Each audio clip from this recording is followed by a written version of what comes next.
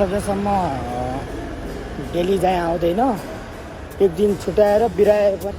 एकै मेरो प्रब्लम के भएको छ भने मेरो गुगलको हुन्छ नि, त्यो अलिकति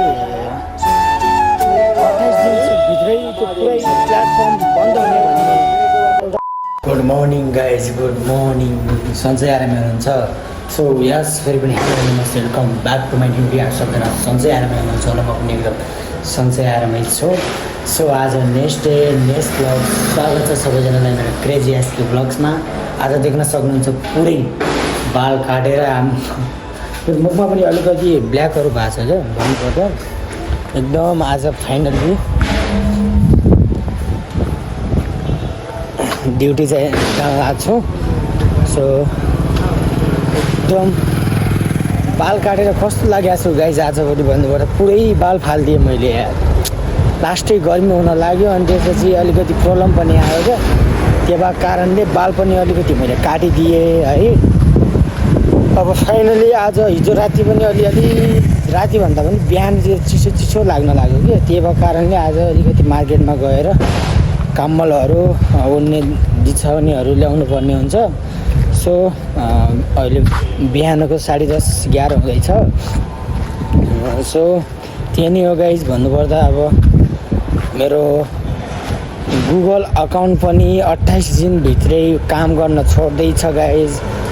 मलाई आउँदैन कि यस्तै भएको कारणले मैले धेरै च्यानलहरू घुमाइसकेँ क्या। कसैले प्लिज बिन्ती गर्न चाहन्छु, कसैले जानेको छ भने यसको बारेमा प्लिज पुरै नेपालीमा कमेन्ट गरेर एकदम राम्रोसँग गरिदिनु होला प्लिज भन्न चाहन्छु।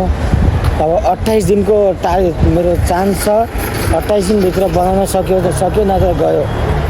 त्यो भएको कारणले अलिकति 28 दिन मात्र छ गाइज भन्नुपर्दा। गुगल फोटो के भयो कस्तो भयो केही थाहा छैन, त्यो भएको कारणले अलिकति सक्दो सहयोग गरिदिनु होला, हेल्प गरिदिनु होला भाइले है, त्यही भन्न चाहन्छु। मुखमा पनि फोडाहरू आएर ब्ल्याक भएर खतम भएको छन् गाइज। त्यो गाइज फेरि भेटौँ न ल गाइज। फाइनली अब माथि गएर कम्मल किन्नुपर्ने हुन्छ, टाइम पनि भइहाल्यो। फास्ट गएर कम्मल किनेर अनि यता आएर ड्युटी जानुपर्ने हुन्छ। टाइम पनि 10-15 मिनट बाँकी छ, फटाफट गरेर जानुपर्ने हुन्छ। त्यही हो गाइज।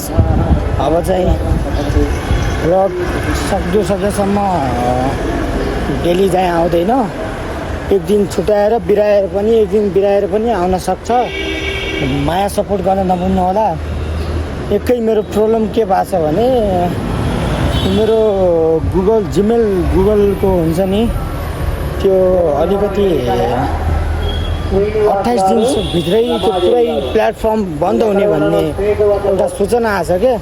त्यो भएको कारणले खासै गरी मलाई आउँदैन कि त्यति कुराहरू के।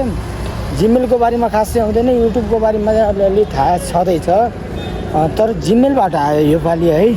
त्यो भएको कारणले जो साथीहरूले जान्नु भएको छ, बुझ्नु भएको छ यसको बारेमा, साथीहरूले एकदम राम्रोसँग कमेन्ट गरेर यस्तो हो भनेर एकचोटि सल्लाह सुझाव दिइदिनु होला।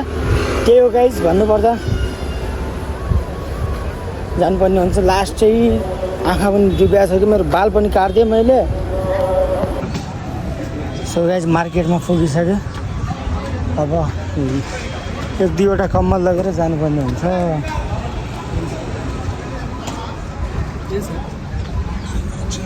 कम्मल नहीं है, क्या चाहिए?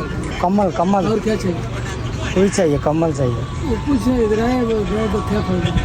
तुम्हारे पास है? नहीं, आगे मिलो।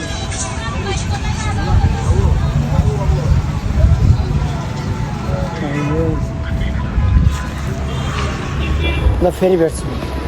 त्यही नै हो, माया सपोर्ट हौसला गर्न नभुल्नु होला। आजको बिजीको कारणले खासै भिडियो बनाउन सकिनँ, हजुरहरूलाई इन्ट्रेस्ट दिन सकिनँ। र अब जिम्मेवारी धेरै कुराहरू छ होइन भन्नुपर्दा। काम पनि गर्नै पऱ्यो, परिवारको लागि लड्नै पऱ्यो। अब यसलाई पनि पार्ट टाइम बनाएर गर्छु, राम्रोसँग यसलाई पनि राम्रोसँग अगाडि बढाउँछु भनेर कोसिस गरिरहेकै छु। अहिले मेरो जिमेल आइडी पनि डट जस्तो लागिरहेछ, खासै मलाई एक्सपिरियन्स पनि छैन। त्यो भएको कारणले पनि अलिकति केही गाह्रो नै छ। 28 दिन भनेको छ, त्यसलाई अब यताउता मर्मत गरेर सबै कुराहरू गरेर हिँड्नुपर्ने हुन्छ। त्यही हो। गाइस त्यस्तै नै हो माया सपोर्ट हौसला गराउनु होला आजको भिडियो के कस्तो रह्यो के कमी भएको छ सबै कुराहरू हेर्दै जानु होला माया गरिदिनु होला सपोर्ट गरिदिनु होला एकदम राम्रोसँग गर्नेछौँ अगाडिको दिनमा र एउटा कुरा कस्तो छ भनेपछि च्यानललाई चाहिँ के असर हुन त हुँदैन तर जिमेल अकाउन्ट अलिकति ब्लकिङ हुने जस्तो अवस्था आइरहेछ त्यसको बारेमा सबैलाई केही केही एक्सप्लेन छ भने मलाई कमेन्ट गरेर भन्नु होला सो आजको लागि यति टाइममा अन्त्य गर्न चाहन्छु सो आजको लागि यति भन्दै बिताउन चाहन्छु हस्त मस्ते बाबा एभन थ्याङ्क्स फर वाचिङ भिडियो जय नेपाल जय क्रेजी एसके ब्लग्स माया सपोर्ट हौसला सधैँ रहनुहोस् बाई बाई